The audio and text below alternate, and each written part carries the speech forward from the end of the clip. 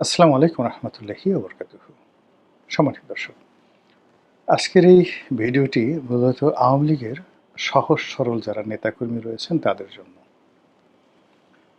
যারা অন্তঃস্থল থেকে বঙ্গবন্ধুকে ভালোবাসেন, শেখ হাসিনার জন্য যাদের নিরন্তর পেট পুড়ে সবসময় আবেগ, যারা মনে করেন আওয়ামী লীগ ক্ষমতায় এলে তাদের ভাগ্যের পরিবর্তন হবে এবং ডিসেম্বর মাসে আওয়ামী লীগ আসবে, এই আত্মবিশ্বাস নিয়ে যারা দৃঢ়ভাবে বসে আছেন, মূলত তাদের কাছে আমি এই আজকের ভিডিওর যে কন্টেন্ট, সেই কন্টেন্টগুলোর ব্যাপারে বলব। এক্স্যাক্টলি 2024 সনের আগস্ট মাসের 2 তারিখ, 3 তারিখ, 4 তারিখ এবং 5 তারিখে গণভবনে কি হয়েছিল, ক্যান্টনমেন্টের ব্যাপারে বলবো না, আওয়ামী লীগ অফিসগুলোতে কি হয়েছিল এবং আওয়ামী লীগের যে সকল শীর্ষ নেতারা ইদানিংকালে যাদের আপনি অনেক কণ্ঠ উঁচু দেখতে পাচ্ছেন, বুলান্ত দেখতে পাচ্ছেন, তাদের অবস্থা দেখে কথাবার্তা শুনে মনে হচ্ছে যে তারা ডিসেম্বর মাসের আগেই, এমনকি সেপ্টেম্বর মাসে এসে মোটামুটি বাংলাদেশ দখল করে ফেলবেন। তারপর দলবল লোকজন সহকারে এয়ারপোর্টে দাঁড়িয়ে থাকবেন। আপা স্বয়ং প্রধানমন্ত্রী, সাবেক প্রধানমন্ত্রী, মানে তারা এখনও শেখ হাসিনাকে প্রধানমন্ত্রী ভাবেন। তো তিনি দিল্লিতে আসবেন এবং সেখান থেকে তাকে রাজকীয় সংবর্ধনা দিয়ে এই পার্লামেন্ট হাউসে নিয়ে যাওয়া হবে, গণভবনে নিয়ে যাওয়া হবে, আবার সানাই বাজবে, নহবত বাজবে। এরকম সুখ স্বপ্ন নিয়ে যারা আছেন তাদের জন্য আমি এই আজকের প্রেক্ষাপটটি বলব। আপনারা সবাই জানেন যে আমার যেহেতু রাজনীতির শুরুটা আওয়ামী লীগের সঙ্গে, কাজে আওয়ামী লীগের যত ছাত্রলীগ, যুবলীগ, আওয়ামী লীগ একেবারে টপ টু তৃণমূল পর্যায়ের, মানে বাংলাদেশের ধরুন একেবারে কুড়িগ্রাম জেলার ইউনিয়ন পর্যায়ের অনেক আওয়ামী লীগ নেতাকে আমি চিনি। আবার সেই শেখ পরিবারের যত লোক আছেন, কে পারছেন, তাদের সবার সঙ্গেই একটা সম্পর্ক ছিল বা এখনো যে নাই তা বলা যাচ্ছে না। ফলে কি হলো, এক্স্যাক্টলি আওয়ামী লীগের যে হাড়ির খবরগুলো, সেই হাড়ির খবরগুলো না জানলেও আমি মুখস্থ বলে দিতে পারি। যেমন ধরুন, আপনি একজন মৌমাছি বিশেষজ্ঞ, বা আপনি সারা জীবন নদীতে কাটিয়েছেন, জেলে, আপনি কৃষক, একজন প্রফেশনাল ফার্মার, আপনার কোনো বিজ্ঞান জানার দরকার নাই, শুধুমাত্র আপনার অভিজ্ঞতার কারণে আপনি বলে দিতে পারবেন কোন মাটিতে কোন ফসলটি ভালো হবে। তো কাজেই এই যে রাজনীতির সঙ্গে যেহেতু ছাত্র জীবন থেকে আছি, সেই ক্লাস 6 থেকেই বলতে গেলে ক্লাস 6 থেকে চুঙ্গা ফুকানো শুরু করেছি। আর বোধ বুদ্ধি হওয়ার পর থেকে আওয়ামী লীগ, বঙ্গবন্ধু, জয় বাংলা এগুলো শুনে আসছি। ক্লাস 6 থেকে রাজনৈতিক নেতাদের পক্ষে, মেম্বার, চেয়ারম্যান, এমপিদের পক্ষে চুঙ্গা ফুকানো শুরু করছি এবং এখন পর্যন্ত চুঙ্গা ফুকিয়ে যাচ্ছি। ফলে কিছু তো অভিজ্ঞতা আছে। মোর দেন 50 ইয়ার্স, 50 বছর চলে গেছে জীবনের, তারও বেশি এই চুঙ্গা ফুকাতে ফুকাতে। ফলে আওয়ামী লীগের চুঙ্গার মধ্যে কি আছে, বিএনপির চুঙ্গার মধ্যে কি আছে, জামাতের চুঙ্গার মধ্যে কি আছে, এটা বোঝার জন্য আমার খুব বেশি পাণ্ডিত্য বা পড়াশোনা দরকার নেই, মন্ত্রী এমপি হওয়া কিচ্ছু দরকার নেই। 2 নম্বর হলো যে কর্মজীবনে সাংবাদিকতা দিয়ে শুরু করেছি, একদিন দুদিন আগে নয়। 1986-এ সাংবাদিকতা শুরু করেছি, মানে আজ থেকে 42 বছর আগে, 42 ইয়ার্স আগে। তো 86 সনে তখন রাষ্ট্রের প্রধানমন্ত্রী ছিলেন, রাষ্ট্রপতি ছিলেন, তাদের রুমে ঢুকতে, তাদের সাথে যেতে, বাসায় কথা বলতে কোনো অনুমতির দরকার হতো না। ওটা তো এখনো কমে নাই, বরং বয়সের সাথে সাথে বেড়েছে, অর্থ হয়েছে, বৃত্ত হয়েছে, কানেক্টিভিটি হয়েছে। এখন আসলে কারো কাছে যেতে হয় না। এখন আল্লাহর মেহরবানিতে লোকজন আসে এবং মানে তাও মানে আমি অ্যাভেলেবল কিনা, তার উপর নির্ভর করে লোকজন আসে। ফলে বুঝেন যে আপনি যে তথ্যের পিছনে ছুটে সেই তথ্যগুলো অটোমেটিকভাবে আমার কাছে চলে আসছে। এরপরে যতটুকু জানি আমি যেহেতু সংসদ সদস্য ছিলাম, তো সংসদ সদস্য থাকার কারণে এবং সরকারি দলের একজন প্রধানমন্ত্রী তারেক রহমান সাহেব এখন কী করতে পারেন, হোয়াট ক্যান হি ডু, এটা তো আমি ২০০৯ সনেই বুঝে গেছি, জেনে গেছি। একজন এমপি কী করতে পারেন, মন্ত্রী কী করতে পারেন, একটা মন্ত্রণালয় কী করতে পারে, সেনাপ্রধান কী করতে পারে, আইজি কী করতে পারে, এই জিনিসগুলো প্র্যাকটিক্যালি মানে সাংবাদিক হিসেবে দেখা, বাইরে দেখা, সব কিছু দেখা, তার সঙ্গে সঙ্গে আবার ক্ষমতার ভিতর থেকে দেখা, এই অভিজ্ঞতাটা হয়ে গেছে। এরপর দুটো দল, আওয়ামী লীগ থেকে বিএনপিতে যোগদান করেছি এবং বিএনপির মতো দলের হয়ে এমপি ইলেকশন করেছি। কাজেই বিএনপির যারা ধরেন সবচেয়ে প্রাপ্তি, একটা দলের মনোনয়ন পেয়ে এমপি হন বা না হন, কিন্তু দলের মনোনয়ন পেয়েছেন, তাও একটা হট সিট থেকে, এটা চারটিখানি বিষয় না। ফলে আর এই বিএনপির সবচেয়ে দুঃসময় 18 থেকে একেবারে ক্ষমতা আসা পর্যন্ত সবচেয়ে হট টাইম এবং সবচেয়ে দুঃসময় বিএনপির সঙ্গে ছিলাম, সাহস নিয়ে, শক্তি নিয়ে, ভোকাল, মানে এখনো যে ভাষায় কথা বলছি 2023 সনে 24 সনে ঠিক একই ভাষায় কথা বলেছি বিএনপির পক্ষে। এটা এত সহজ বিষয় ছিল না। এখন দেখেন যারা চড়া কথা বলছেন, উঁচু উঁচু কথা বলছেন, এদের কারোর কোনো কণ্ঠস্বরই ছিল না, এদের চেহারাও দেখা যেত না।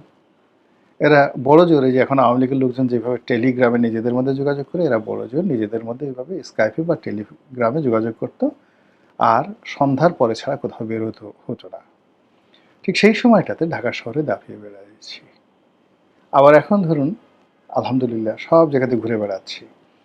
তো কাজেই তথ্য, সত্যিকার অর্থে তথ্যটা যে কি, এটা চলে আসে।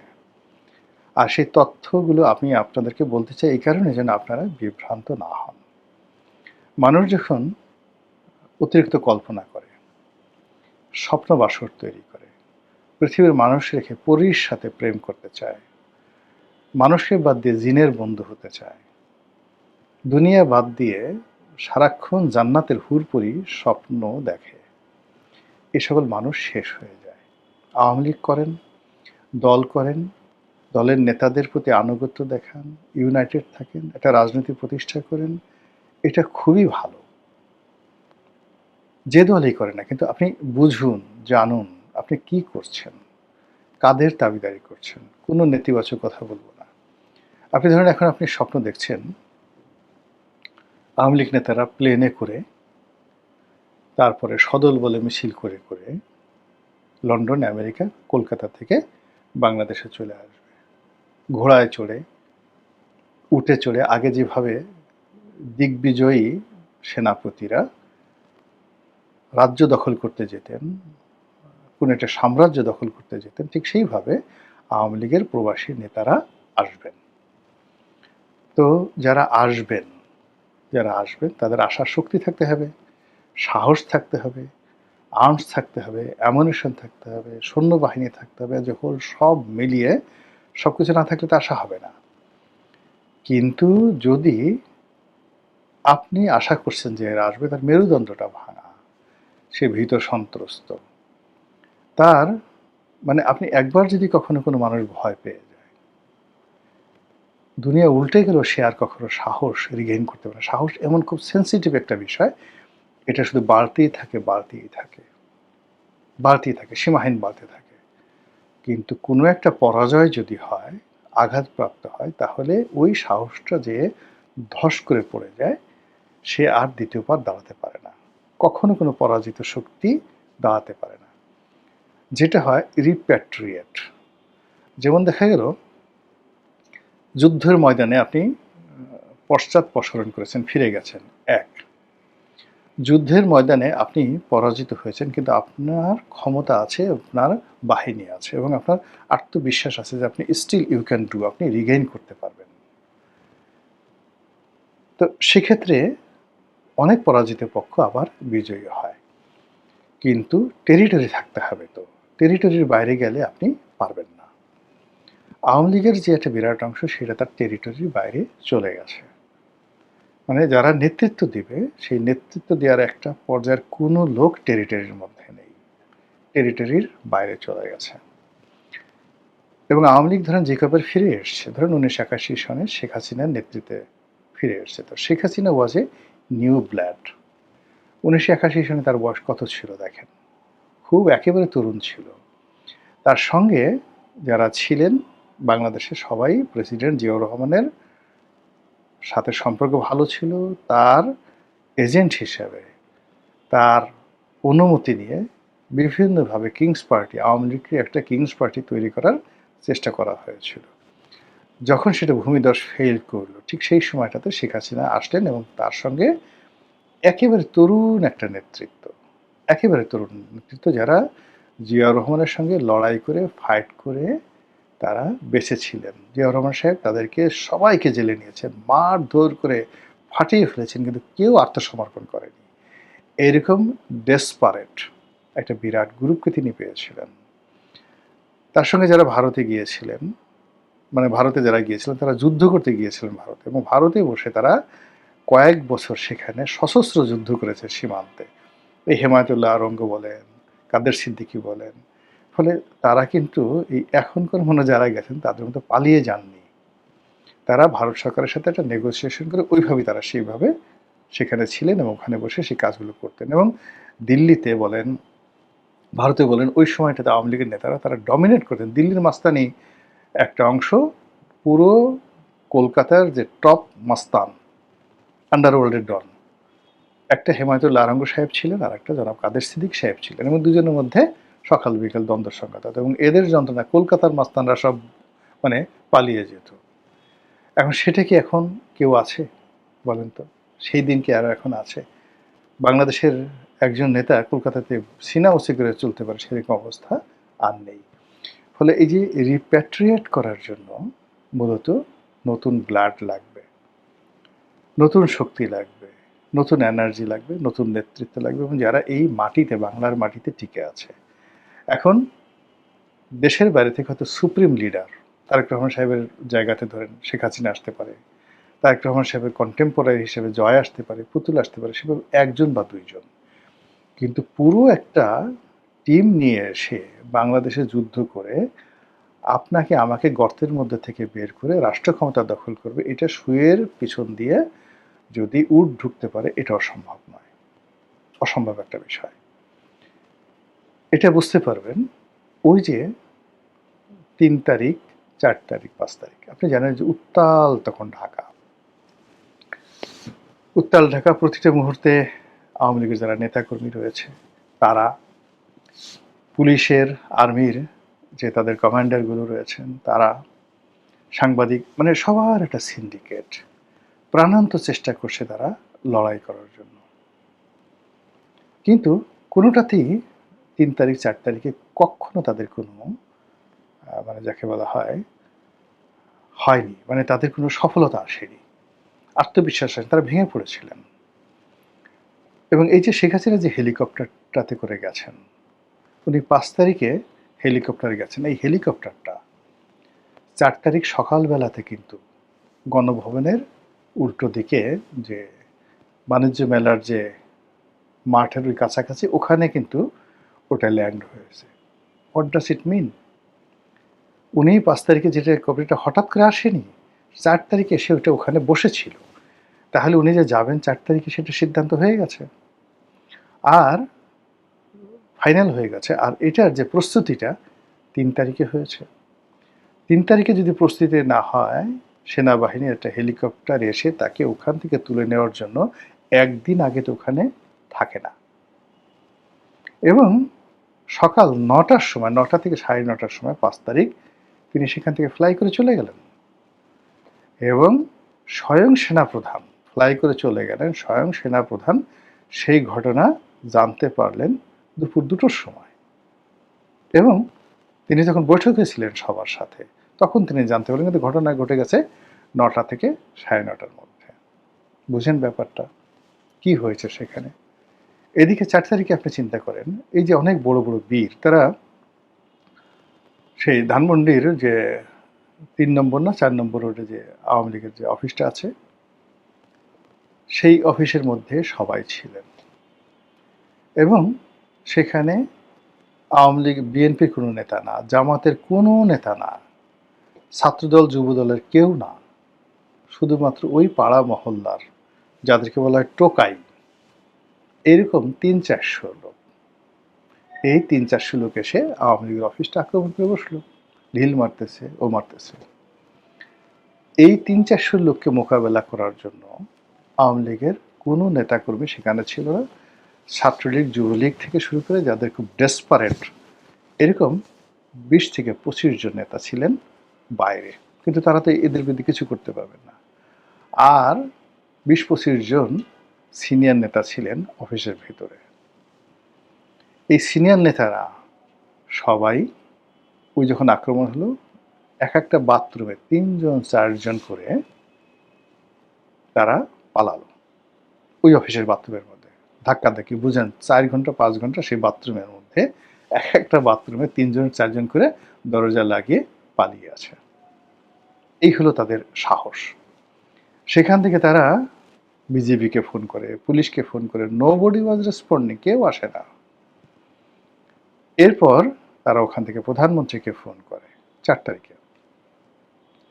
প্রধানমন্ত্রীকে ফোন করে প্রধানমন্ত্রী আবার সেখান থেকে টেলিফোন করে বিজেপির একজন মেজরকে একটা গাড়ি নিয়ে সেখানে পাঠায় এবং মেজর এসে তাদেরকে বলে যে আপনারা এই অফিস ছেড়ে চলে যান, আদারওয়াইজ এটা আক্রমণ বাড়তে থাকবে। এখন নেতারা চলে যাবেন, ভিতরে যারা সিনিয়র নেতা, আর যারা জুনিয়র নেতা বাইরে ফাইটিং করতেছিল তারা বলছেন আপনারা যেতে পারবেন না, আপনারা গেলে তো পুরো অফিস বন্ধ হয়ে যাবে, ইত্যাদি ইত্যাদি সব কিছু। তো যা হোক, পরে অনেক তর্ক বিতর্ক হলো দুই গ্রুপের মধ্যে। সিনিয়ররা বললো যে ঠিক আছে, পিছনের ওয়াল টপকে লেকের পাড় দিয়ে তারা পালাবে। এখন সেই যে লেকের পাড় দিয়ে তারা পালিয়ে, তাতে তো জানেন যে মন্ত্রী এমপিদের বা নেতাদের বেশিরভাগ বাসাই ধানমন্ডিতে এবং আশেপাশে, তারা সেই বাসাতে যাবে। লেকের পাড় দিয়ে হাঁটতে গিয়ে কাঁপতে কাঁপতে এক নেতা, তার পা এমনভাবে কাঁপতেছিল, কাঁপতে কাঁপতে সে লেকের মধ্যে গড়িয়ে পড়ে গেল, পানির মধ্যে পড়ে গেল। এখন এই যে নেতা, বড় নেতা, পানির মধ্যে পড়ে গেল। পড়ে যাওয়ার পর এখন সেই নেতা আপনাকে কি করে কলকাতা থেকে এসে আপনাকে গর্ত থেকে বের করবে বলেন?